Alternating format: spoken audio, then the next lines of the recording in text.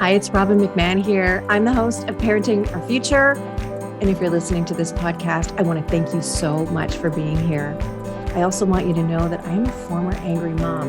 I used to yell and rage and threaten and punish my kids because I wasn't getting the cooperation or the behavior that I felt I should be getting. And I struggled for many years not knowing how to change or knowing what to do differently.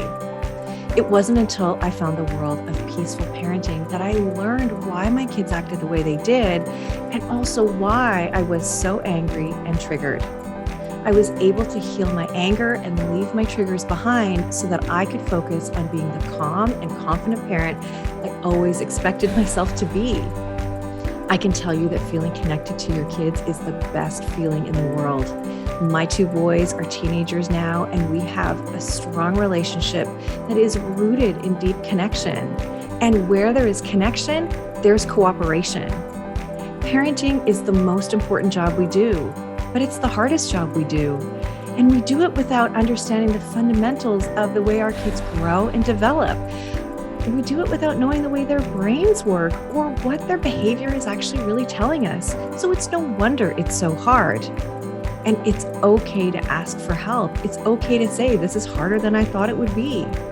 And that's where I come in. I can help you and I can support you so that you can have the cooperation and enjoy being a parent. You can book a free call with me on my website, parentingforconnection.com.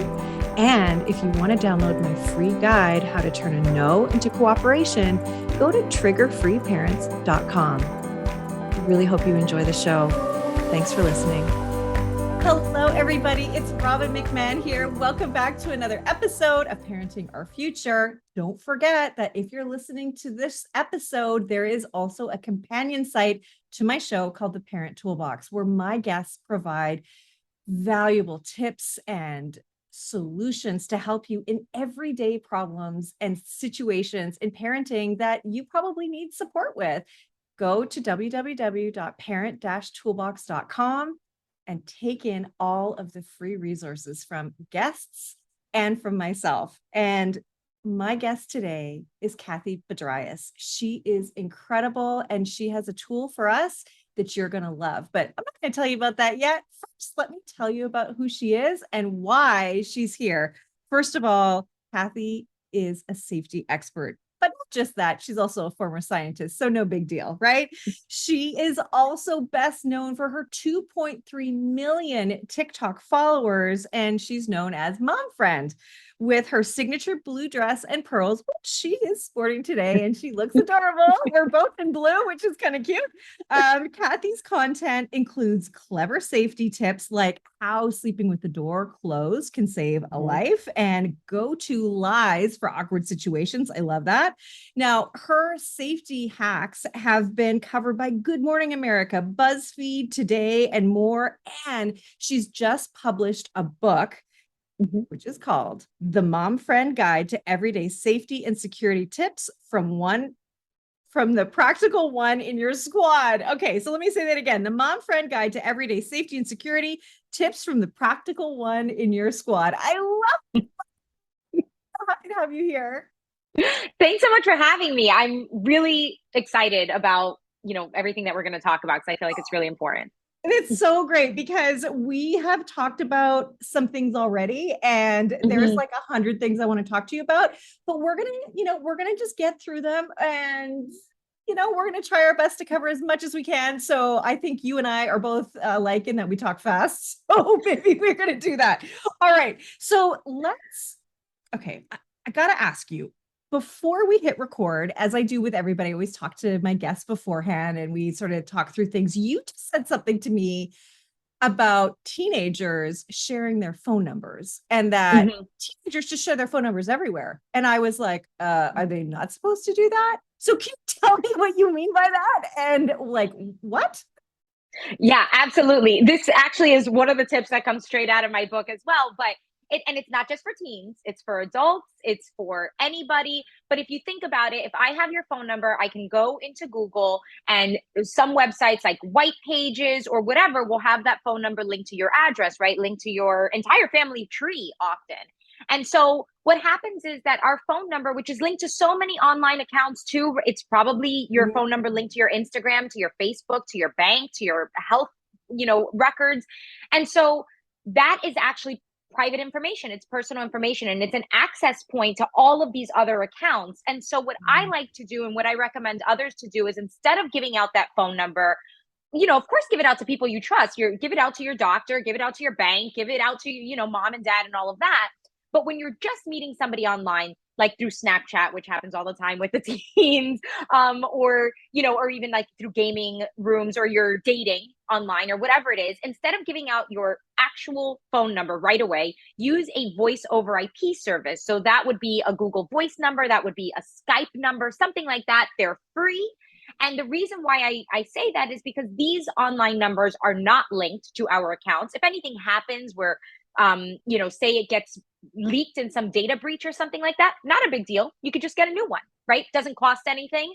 And so I always recommend to do that instead. The only challenge with teenagers is that if they have iPhones, they really like to FaceTime with their friends, and they usually do that through the phone number. You can do it through an email instead. It gets a little more complicated because you need a different Apple ID and stuff, but that would be the only catch. Or they could just not use FaceTime. They could talk through Instagram, they could talk through Facebook Messenger. There's a million other ways you can, video chat through WhatsApp. There's a million other ways that you can video chat that doesn't have to be FaceTime. But I would say that's the only caveat, because I have a teen sister. And so when I told her that, she was like, what about FaceTime? Yeah, that's the first thing that came to mind, even though I feel like I'm ancient when I talk about the phone number. What do you mean? Okay, so that makes so much sense. And I guess when I think of myself as a teenager, our phone number was just a phone number. It wasn't attached to all of these different accounts. So that makes so much sense. So, Right. okay, sorry, got to ask this. When you talk about the voice over IP, which is VoIP, right? VoIP, Mm-hmm. and you talk about a Google Voice number, does that mean that you can actually get calls from that using that number? And what does it go to, like an app on your phone? And that's how does it? Yeah, so it's an app on your phone, and when somebody calls it, it's kind of like having a little assistant where it'll say, you've reached so and so. Please leave your name after the beep. They say Cathy, whatever, and then when it rings to you, it'll say Cathy is calling. And so you get text messages normally, and you get phone calls normally. I do think, at least with my Google Voice, I'm unable to send videos. I'm able to send pictures, but I'm unable to send videos via text. But I mean, again, you can do that through a million other places, Instagram, Snap, WhatsApp. There's a million other ways that you can communicate that way. But that's something that I do. I also do a lot of pet rescue, for example, and I use that all the time because I don't want a ton of unknown people having my phone number. In terms of, it's also a big problem with like dating in particular, because when people go on first dates and they don't want that second date, some people don't handle that rejection very well. And they take that as a liberty to, with your phone number, start That's sending not funny. Yeah. start sending messages that are not appropriate. Or I mean, I've had friends that have gotten mail to their home because they rejected a second date, and it was information that was achieved through that phone number. And so it's just, people might think, oh, why are you not giving me your real number? Do you not trust me? The answer is no, I don't know you yet. And like, if they can't Yeah. understand that, but it's just a way of safeguarding your data, whether you're meeting somebody in person or even, the grocery store rewards kinds of numbers when you type in your number at checkout, Yeah. anything like that. Use the fake number, because these companies are getting hacked all the time. Every single day there's data breaches. And so you don't need your number just floating around. That's one of the reasons why people get a ton of scam calls and scam texts, right? Is because their numbers end up on these databases that these scammers just buy and then automatically blast out all these messages. And so one way to protect yourself from that is to safeguard that number as if it were private information. Okay, so that brings me to another question. And this is a two-part question. One is, does privacy even exist anymore? And two, we're talking about hackers. Why would a hacker care about me? Why? Why would they want my information? What could they possibly gain from me, except to maybe be a better parent? Because that's what that's everything that I have on my phone. And to help you be more calm and to help you get more cooperation. Like, oh, that scammer is going to be so lucky. But seriously, why would they care about me? And is my information private? I'm scared now because I do give my. I know. I mean, it's a fair question because a lot of people would say privacy doesn't exist anymore. We're so far down this rabbit hole. Our data is being sold everywhere and collected by everyone and all of this. I do not subscribe to, that just has to be the case forever and ever and ever. We've seen, in Europe not that long ago, they just passed really nice privacy laws to protect citizens there. There's actually a privacy act on the dock right now. It hasn't been brought to a vote, but in the United States, there's the American Data Privacy and Protection Act, which is one thing that can help protect our data. There's also an issue of collecting data on minors, which is totally illegal, but happens every single day because, these apps are like, well, we don't know who's a minor and who's not a minor, who's over 18 and so I don't know about you, but I'm very uncomfortable with the thought that a company would know these intimate details about my kid. Like if they're looking up whatever curious things, maybe they're feeling that they have anxiety or depression, or maybe they're, I don't know, looking up to buy some games or whatever it is. I'm very uncomfortable with the thought that companies would have millions and millions and millions of data points on someone by the time they're 16. It just feels like wildly inappropriate to me. And then the worst part is that they can't secure the data, right? So if they have it, they get hacked all the time, they get breached all the time. It's almost like the world has it. And so privacy doesn't exist the way I would like it to exist, but there are paths to get there. And I think as long as people keep this top of mind and keep bringing it up when things go wrong, things can and will change. And I already see it moving in that direction, but I do think it'll probably take another 10 years to get there. We're so lucky to have people like you because it's like I have no idea. I don't know anything about anything. And when it comes to real like this, and my husband's in IT, so I should know. But like to what end? They're collecting data on minors. Why? To sell them more stuff, to scam them, like just to sell them. It's all about selling them. Yeah. It's just marketing and advertising because if I'm putting out an ad and I want you to click on it and I want to make sure that when you click on it, you convert to be a customer, the more information I have on you, the higher I can target that ad, right? And so it's just more likely to convert. But they collect too much data, right? Like I'm okay with you knowing that maybe I'm a woman who's a parent. And so you show me some parenting toys because I like getting some of those ads. That's fun. But you don't need to know my cycle. Unnecessary, right? And this is information that they have. Oh my gosh. So like sometimes it just goes too far. Like you don't need to know that. But then the second part of your question about why a hacker would even be interested in some of this information, one, it's actually very profitable. When it comes down to it, it's a very profitable business, and you don't need 100 million people to fall for your scam, right? You just need one. And there are, a lot of these places, people are living in different countries where the standard of living is a little different. And so, getting $500 for access to some database goes a lot farther than it does here. But even in the United States, there's a ton of scammers, right? And so I think right now, for a lot of different reasons, people are just very interested in making a quick buck. They probably have always been interested in making a quick buck, right? And it's a way to make a quick buck. I mean, you could sit at your computer, send out a fake phishing text to millions of people, and let's just say 3 out of millions click on it. That's enough. That's it's a couple $1,000s, and if they fall for one of those bank fraud kind of things, you can make 28, 50, $100,000 people have transferred from one bank to another. And so it is extremely profitable. So in other words, they're hacking to get leads, basically leads to a list of people that could potentially be scammed. And it could be just a million names. And I could be one of them. They reach out to me and I'm like, oh, yes. Oh, you are a prince? Oh, you're a prince in Africa? Oh, yes, I will happily transfer the money for you or whatever, because you sound legit.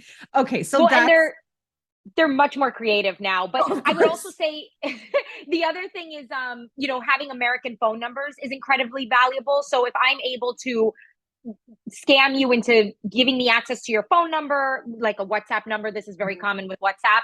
That's incredibly valuable because when you're getting an unknown call from an American number, you're more likely to pick it up than if it was international. And so that already gives them a better in to Ooh. run their scam. And then also, even like your small social media accounts, say you have a following of 50 people because it's just your friends and family, that's enough. That is 50 people who I can scam. And because it's a small group, they are more likely to trust when I post something from your account, right?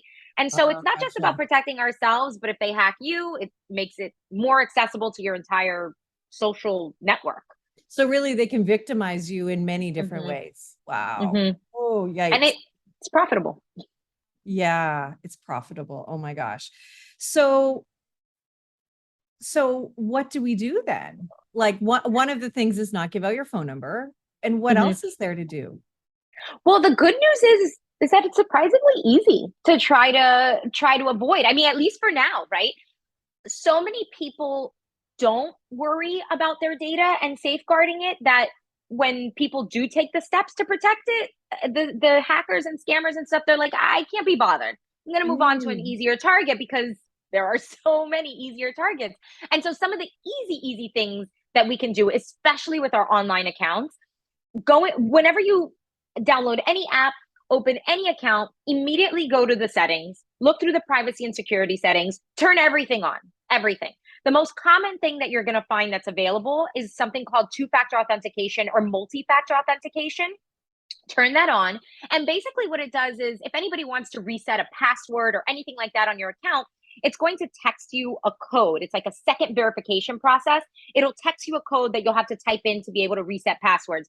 I actually don't use the texting function only because people can try to, lie to the telecommunication companies to take over your phone number. And so I use something called authenticator apps. Google has one, Microsoft has one. So that's something that you can do as well. Sometimes you don't have the authenticator app option. And then the other thing that's really important is when you are creating passwords. I mean, password managers are great because they automatically come up with strong passwords for you and save it and all of that.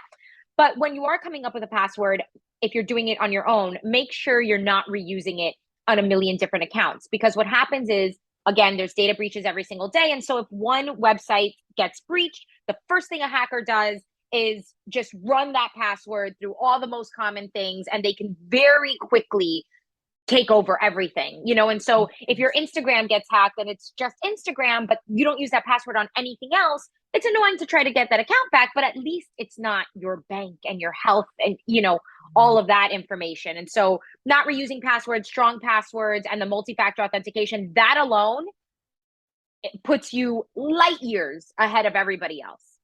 Okay, that's incredible. And so for those people whose ears perked up when you said there's authenticator apps, Mm-hmm. would you just put that in search at Google Play Mm-hmm. Store or the Apple Store? Yeah, you just say authenticator apps. Are there any that you would recommend? Just Google, Microsoft are the most common.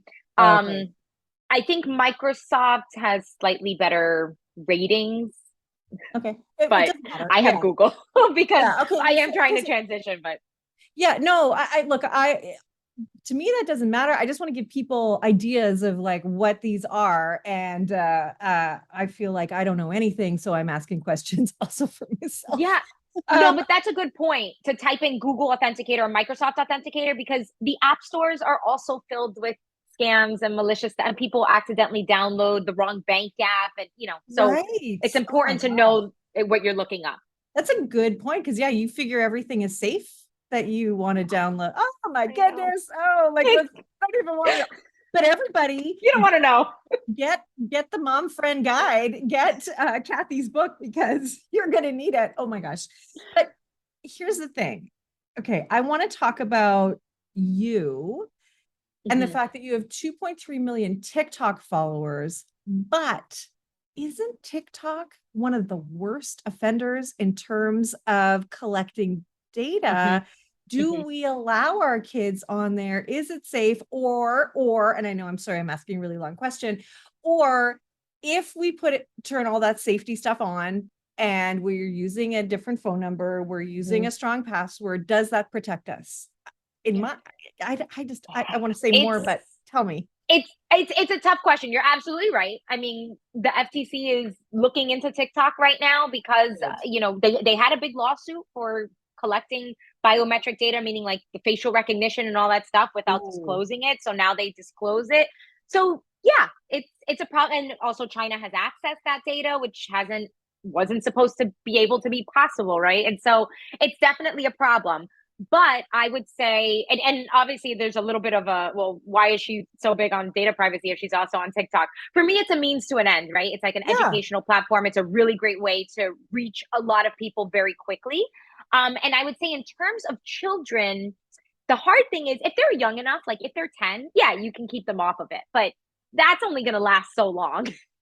Eventually they get old enough where they're just, I mean, if they really want it, they'll just open it on a friend's phone and use it at school, right? And so what you can do, obviously, talk to them about the importance of what you're sharing online and scams and knowing how to identify that information. And it's an ongoing conversation. The most important thing you can do to like protect your kid online is to have open lines of communication where they can trust you and you're secure. And because so many things can go wrong. They can get some weird creepy message from somebody. Sometimes it's a scam, sometimes it's real, but they need to be able to feel like they can turn to somebody without being lectured for 2 hours on, well, this is why I told you not to go on the internet and blah, blah, blah. It's like, that's not productive.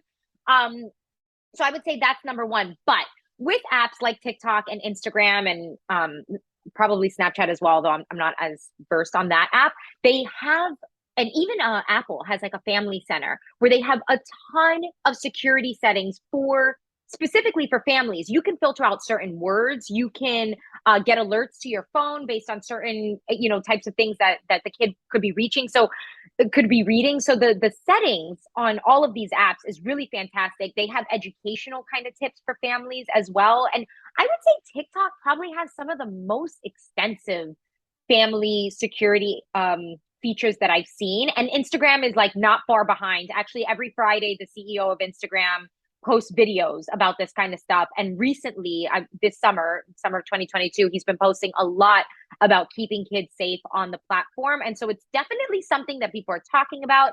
It's top of mind. A lot of things are changing very quickly.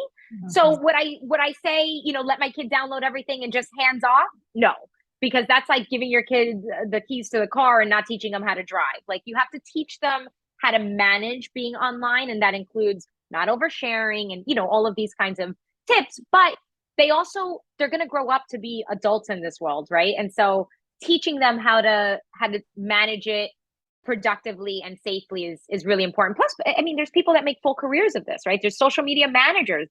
It's quite literally an industry. So it is important for them to be exposed to it. It's unfortunate that it comes with this negative of data, harvesting, but hopefully we can change that. Yeah. Okay.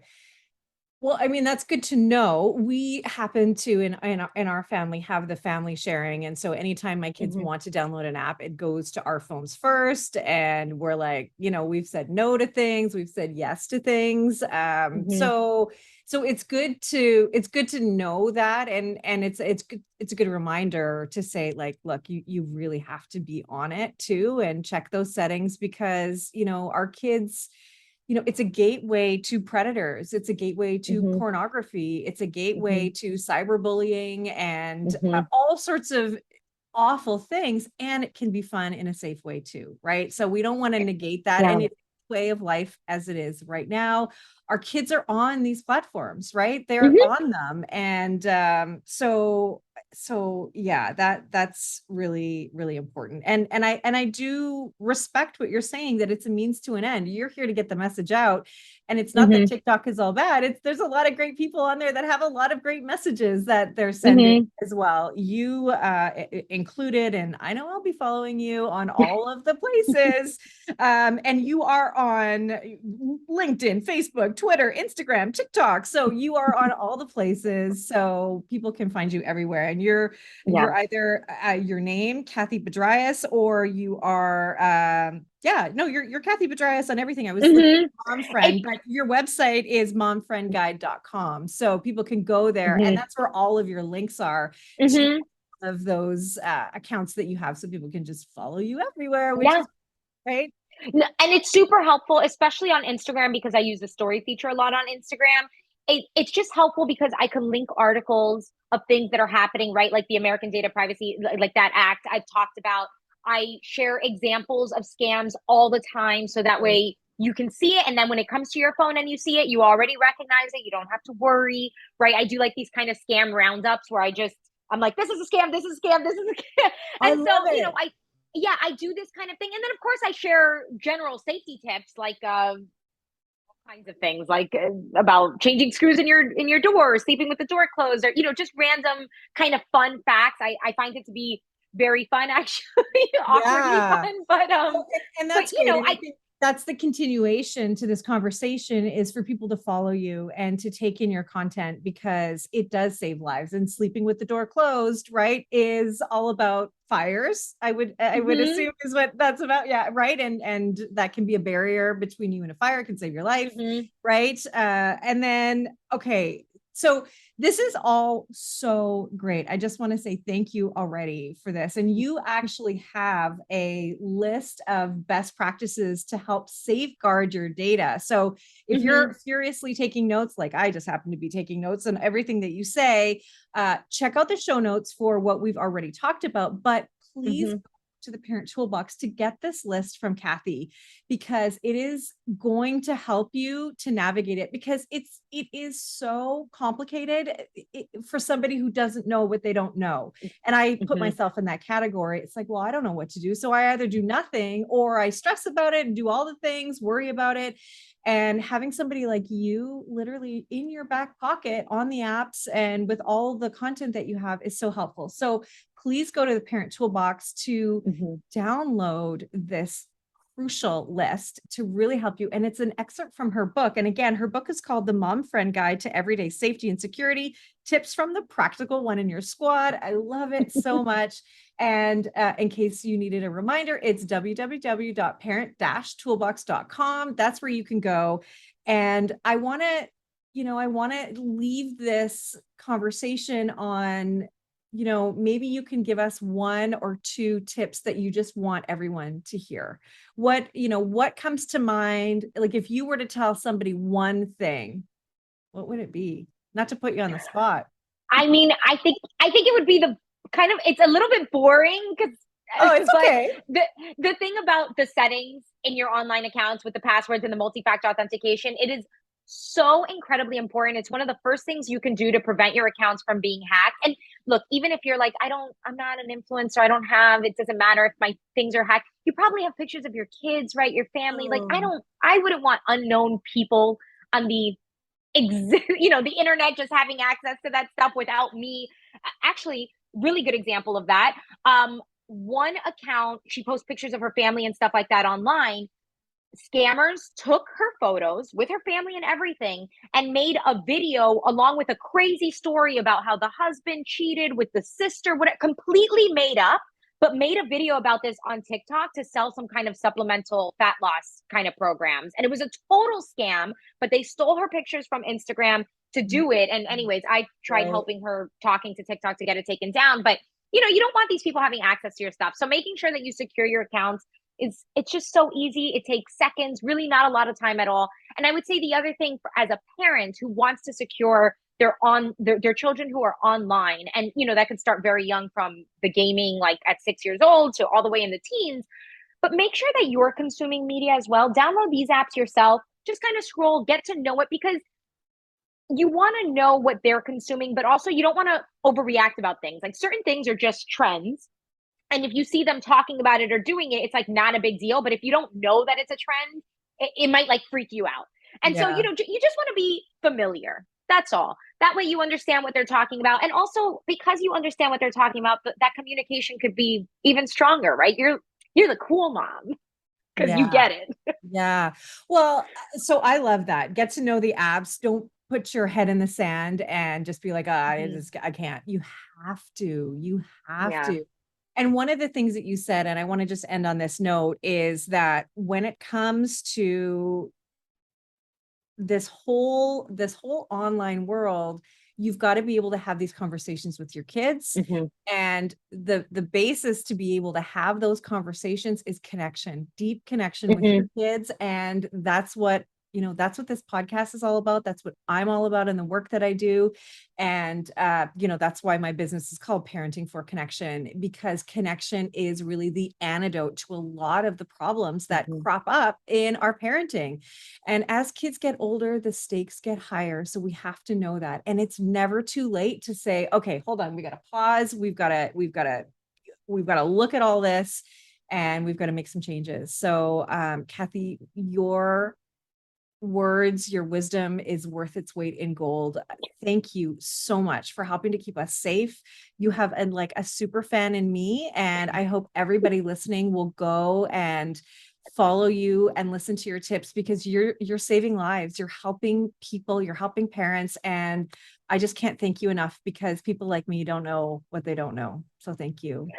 That's how I started myself, right? Is I didn't know, and I went out and searched because I had to, because I was put in situations where I needed to. And so don't be afraid of the unknown. It's only scary because it's unknown. Once you know a little bit, which you find out through my book and my pages, it's actually a relief, because now you kind of know what to expect and what to look out for. So don't let that scare you. I know when I talk about this stuff, it can seem a little scary. It's not. Oh, well said. Thank you so much, Cathy. Thank you. Thank you for listening to this edition of my podcast, Parenting Our Future.